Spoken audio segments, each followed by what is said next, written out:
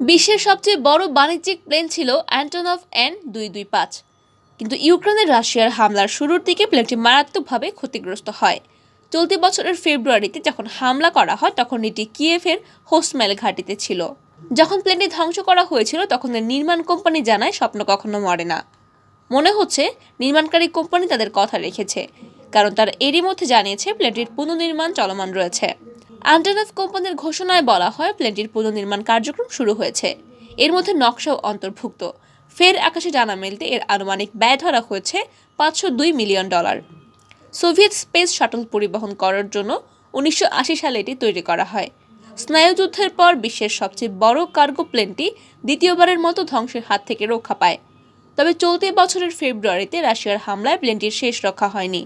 এরপর অ্যান্টনভ কোম্পানির প্ল্যানটির বিষয়ে এক টুইট বার্তায় জানায়, স্বপ্ন কখনো মরে না, প্লেনটি ইউরোপীয়দের স্বপ্ন। এর পক্ষে বিশ্বের সব প্রান্ত থেকে সংহতি প্রকাশ করা হয়, কিন্তু মিরিয়া নামের প্লেনটি ফের আকাশে উঠতে পারবে কিনা তা নিয়ে সংশয় দেখা দিয়েছিল। প্লেনটির উপর হামলার পরপরই CNN-এর এক সাংবাদিক জানান অ্যান্টনভ N-225 এর সামনের অংশ সম্পূর্ণভাবে ধ্বংস হয়ে যায়। মনে হয় এর উপর সরাসরি কোনো গোলা আঘাত হেনেছে। তাছাড়া মারাত্মকভাবে ক্ষতিগ্রস্ত হয়েছে প্লেনের একটি পাখা ও কয়েকটি ইঞ্জিন।